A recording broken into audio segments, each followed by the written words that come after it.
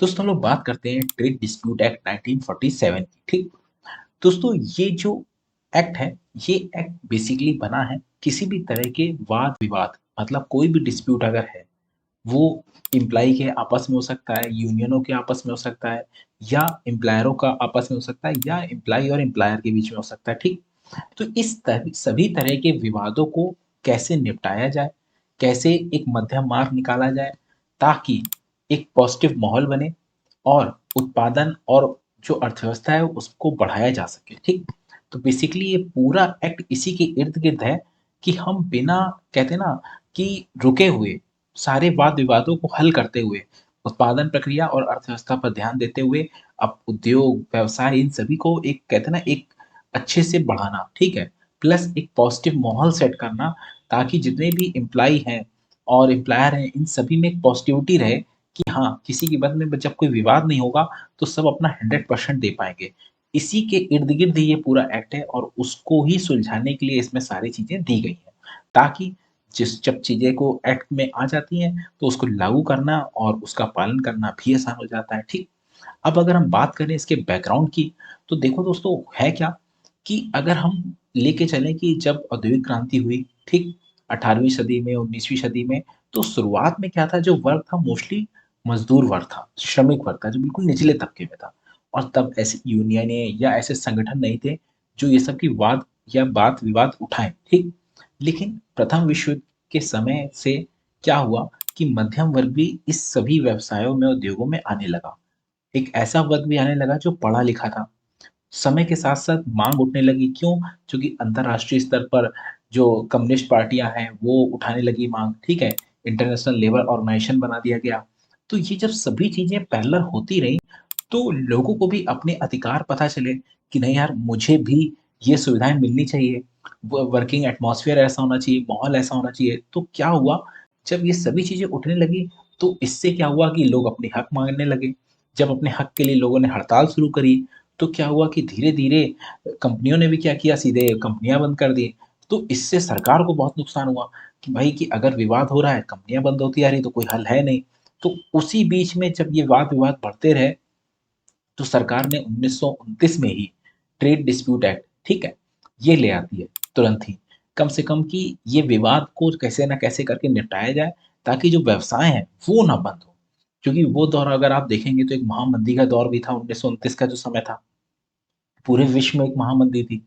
तो इसी सब से रोकने के लिए और एक, कहते हैं ना, इकोनॉमी की ग्रोथ के लिए एक मध्यम मार्ग निकाला गया कि जो सरकार है, वो एक ऐसा मैकेनिज़्म डेवलप करे, ताकि किसी भी तरह से कोई रुकावट ना आए व्यापार और व्यवसाय में। तो उसी लिए 1929 में ट्रेड डिस्प्यूट एक्ट बना। और फिर समय के साथ देखते-देखते दोस्तों क्या हुआ कि वो जो एक्ट था, वो भी इतना पावरफुल नहीं था कि चीज़ों को रोक पाए। और उसमें जो भी कमियाँ थी, उन सभी कमियों को दूर करते हुए 1947 में इंडस्ट्रियल डिस्प्यूट एक्ट, ठीक? ये एक्ट बन गया, ठीक है? ये 1947 में बन गया और इस एक्ट ने वो सभी कमियों को भी पूरा किया जो ज़रूरत थी। और दोस्तों, फिर हम समय के साथ आगे देखते हैं कि जो हमारा लेबर कोड आया, उसमें इंडस्ट्रियल रिलेशन का जो सेगमेंट है, 4 लेबर लेबर कोड में 4 पार्ट हैं। तो जो एक पार्ट है वो इंडस्ट्रियल रिलेशन कोड है, ठीक? उस इंडस्ट्रियल रिलेशन कोड को समान समय के हिसाब से जितने भी लॉस रहे हैं, लेबर लॉस, उनका पहला मोटिव यही है कि हम समय के साथ मैक्स जो भी लेटेस्ट चीज़ें होती हैं, जैसे मान लो लेटेस्ट प्रैक्टिसेज़ हैं, उनको ऐड किया जाए। तो लेबर कोड बनाने के साथ ही क्या हुआ कि ये चीज़ें उसमें ऐड कर दी गई इस लॉ में और उसको बेसिकली उस लेबर कोड से जोड़ दिया गया, ताकि कम से कम जो भी चेंजेज़ हैं, वो नए ट्रेडिशन के हिसाब से जुड़ जाएँ, ठीक? क्योंकि नए तरह के व्यवसाय आ रहे हैं, नए तरीके की लेबर लॉ पॉलिसियाँ आ रही हैं, ताकि वो एक नए ज़माने के साथ अपने आप को मिला के चल सके, ठीक? प्लस ताकि जो उसका एनफोर्समेंट है, मतलब लागू करने की प्रक्रिया, वो इतनी सिंपल हो जाए कि कोई जटिल ना हो। कोई भी एम्प्लॉयर अपने यहाँ उसको लागू कर सके और कोई भी वाद-विवाद है उसको ईज़िली सॉल्व कर सके। ना एम्प्लॉयी के मन में कोई डर हो, ना एम्प्लॉयर के मन में कोई डर हो कि हमें वाद-विवाद कैसे निपटाना है, ठीक? तो ये जो पूरी प्रक्रिया है दोस्तों, हम इस पूरे एक्ट में इसी के इर्द-गिर्द ही चलेंगे। जो नए चेंजेज़ हुए हैं उसको देखेंगे। बेसिकली जो चेंजेज़ हैं वो कुछ ये हैं की जो प्रक्रिया है, इसमें सुलह अधिकारी होते हैं, जैसे कॉन्सिलिएशन ऑफिसर होते हैं, ठीक है? ट्रिब्यूनल होते हैं, ठीक? और ऐसी कमेटियाँ होती हैं, जिसका मेन पर्पस ये होता है सरकार का कि कोई ऐसा मैकेनिज़्म डेवलप करो कि जो भी लड़ाई-झगड़ा कुछ भी है, वो वहीं के वहीं खत्म कर लो ताकि चीज़ें आगे अच्छे ढंग से चलें, ठीक? प्लस इसमें दूसरा पक्ष ये भी होता है कि भाई कंपनियों को भी सुरक्षा मिलती है, एम्प्लॉयी को भी सुरक्षा मिलती है। एम्प्लॉयी को सुरक्षा कैसे मिलती है? एम्प्लॉयी को सुरक्षा ऐसे मिलती है कि अगर कंपनी वाला चाहता है कि हम तुरंत कंपनी बंद कर दें कल, तो ऐसा नहीं है। तो इस एक्ट के माध्यम से सरकार ये देखती है कि कोई भी एम्प्लॉयर जो है अचानक से अपनी कंपनी बंद नहीं करेगा, ठीक है? कोई तालाबंदी या कोई ऐसे कोई भी जो कंपनी शटडाउन करे तो वो सब नहीं होगा, ठीक? और अगर करना भी है तो उसके लिए प्रॉपर नोटिस होगी, प्लस जितने भी एम्प्लॉई उसके यहाँ काम कर रहे हैं उनका बकाया भुगतान कर दिया कि नहीं कर दिया, ये सब वो देखते हैं, तभी कर सकते हैं, ठीक? पहले ये 100 एम्प्लॉई तक था कि आपको परमिशन लेनी है सरकार से बंद करने से पहले, अब वो 300 पे कर दिया गया लेटेस्ट वाले में, ठीक है? इसी के साथ ही दोस्तों कि जो एम्प्लॉय के पॉइंट ऑफ व्यू से बात करें, तो एम्प्लॉयर को भी सहूलियत दी गई कि एम्प्लॉय भी अब बिना किसी विवाद के एकदम से हड़ताल नहीं करेगा या काम बंद करके नहीं बैठेगा। क्यों? क्योंकि अब हड़ताल करने की जो पेनल्टी थी, जेल थी, वो भी बढ़ा दी है कि भैया कि अगर आप हड़ताल करोगे, तो फिर आपको सज़ा भुगतनी पड़ेगी। मतलब कोई भी पेनल्टी लगेगी, सैलरी कट हो सकती है, निकाला जा सकता है, इस तरह से, ठीक? तो कहने का मतलब ये एक्ट दोनों को पावर दे रहा है, एम्प्लॉय को भी, एम्प्लॉयर को भी, ताकि उनका काम भी ना बंद हो और आपकी नौकरी भी चलती रहे, ठीक? तो इन सभी चीज़ों को हम इस सेगमेंट में वन बाय वन पढ़ते रहेंगे। अब थ्योरी के बाद हम इसको थ्योरी को उससे देख लेते हैं, ठीक है दोस्तों? दोस्तों अभी हम लोगों ने पूरा का पूरा इंट्रोडक्शन देखा, फिर थ्योरी देखी। अब बेसिक चीज़ें जो कोर है, उस कोर को लेकर एक माइंड मैप है, इसको समझ लेते हैं। तो आपके पास एक कोर आपके दिमाग में बैठ जाएगा, बेसिक क्लियर रहेगा, तो समझो मैक्सिमम क्वेश्चन समझने में आपको आसानी रहेगी, ठीक है? तो अब देखिए इसके की फीचर्स क्या है, की फीचर्स क्या है, कह रहा है compensation for lay off and retrenchment, ठीक है? मतलब कोई भी अगर मतलब तालाबंदी होती है, कंपनी कोई मालिक बंद करता है, तो उसको अपने कर्मचारियों को कंपनसेशन मुआवजा देना होगा, प्लस नोटिस भी देनी होगी कि हम भैया बंद कर रहे हैं। और नए अपडेट के साथ वो क्या है कि अगर कोई कंपनी बंद कर रहा है, पहले 100 एम्प्लॉई था, अब 300 एम्प्लॉई है, कि अगर 300 से कम का है तो वो बंद करेगा, तो नोटिस देगा, बकायदा सब कुछ करेगा, ठीक? जो नियम से है। लेकिन अगर 300 से ज़्यादा एम्प्लॉई है, तो उसको परमिशन लेनी पड़ेगी सरकार से, ठीक? ओके, सरकार इन सेंस मतलब जो संस्थाएँ होती हैं, जो सरकार के द्वारा चलाई जाती हैं, ठीक? दूसरा की फीचर्स क्या है कि अनफेयर लेबर प्रैक्टिसेस ये रोकी गई। तो अनफेयर लेबर प्रैक्टिसेस बहुत सी ऐसी थी भाई, बेगारी, बंधुआ मजदूरी और किसी से अनुबंध करा लेना, फिर काम कराना। तो ये जो इस तरह की प्रैक्टिसेस थी, जो आज भी सुदूर गाँवों में, सुदूर क्षेत्रों में जहाँ जानकारी का अभाव है, वहाँ ऐसे अगर कार्य हो रहे हैं, तो समय के साथ धीरे-धीरे रोके ही जाते हैं, ठीक है? ये सब हुआ। तीसरा की फीचर्स क्या था? सेटलमेंट थ्रू एग्जीक्यूटिंग अथॉरिटीज़, ठीक है?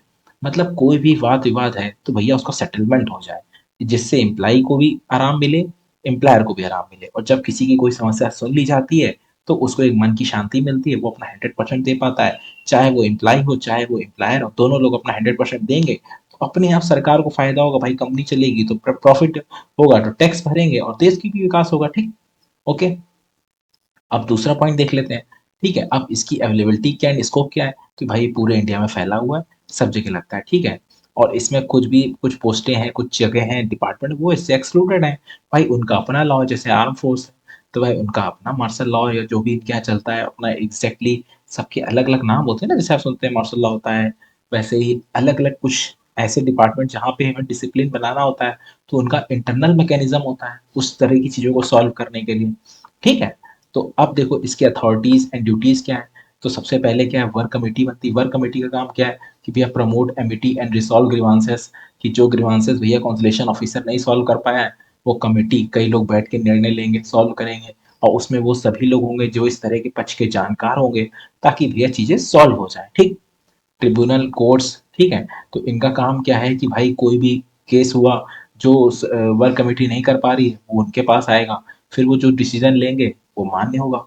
वो मानना पड़ेगा भाई कि कोर्ट ने डिसीज़न दिया है फिर उस मामले में, ठीक? ऐसे ही इन जो बेसिक मामले होते हैं, उसके लिए कंसीलिएशन ऑफिसर होता है, जो फैसिलिटेट करता है डिस्प्यूट सेटलमेंट में। मतलब वो मध्यस्थता करता है कुल मिला के कि भैया दोनों लोग आओ, एक टेबल पे बैठ के बात करो, जो इनकी समस्या है इनकी सॉल्व करो, जो आपकी है वो आपकी सॉल्व करो। इस चीज़ों से ये होती है, ठीक? बेसिकली जो इसके ऑब्जेक्टिव्स हैं मेन, वो ये हैं कि prevent and resolve dispute, dispute खत्म हो, प्लस इंश्योर इंडस्ट्रियल हार्मनी, ठीक है? तो कम से कम क्या होगा, जो औद्योगिक समृद्धि है, सारी चीज़ें इस ये अच्छे से डेवलप होंगी। और जो इसका हिस्टोरिकल बैकग्राउंड है, तो जैसा मैंने बताया था कि जब लोग उस समय औद्योगिक क्रांति के समय में मजदूर वर्ग था, वो तो बस उस समय कैसे भी कैसे कार्य की स्थितियाँ भी कठिन थी, लोग बस कार्य करे जा रहे थे। लेकिन जब प्रथम विश्व युद्ध की शुरुआत होती है और उस समय क्या हुआ कि उद्योग धंधे और बढ़ने लगे, तो मध्यम वर्ग भी जुड़ने लगा। तो इस तरह से क्या हुआ लोगों के अधिकारों की बात उठने लगी, कम्युनिस्ट कंट्रियों में मज़दूरों की बात होने लगी, ठीक? और तेज़ी से ठीक है, इंटरनेशनल लेबर ऑर्गनाइजेशन बना, आईएलओ बना। तो इन सब चीज़ों का फलस्वरूप रे कि हुआ क्या कि लोग अपने अधिकारों के लिए जागरूक हो गए और अपने अधिकारों के लिए जागरूक होने से क्या हुआ कि हड़तालें, तालाबंदी सब बहुत तेज़ी से होने लगी। तो सरकार उस दौर में जागी क्योंकि उस समय महामंदी का दौर था इसी 1927-28 के आसपास। तो इसीलिए सरकार ट्रेड डिस्प्यूट एक्ट ले आती है और भविष्य में यही ट्रेड डिस्प्यूट एक्ट में जो कमियाँ होती हैं, उसको दूर करके 1947 में जो इंडस्ट्रियल डिस्प्यूट एक्ट है, इसको लाया जाता है।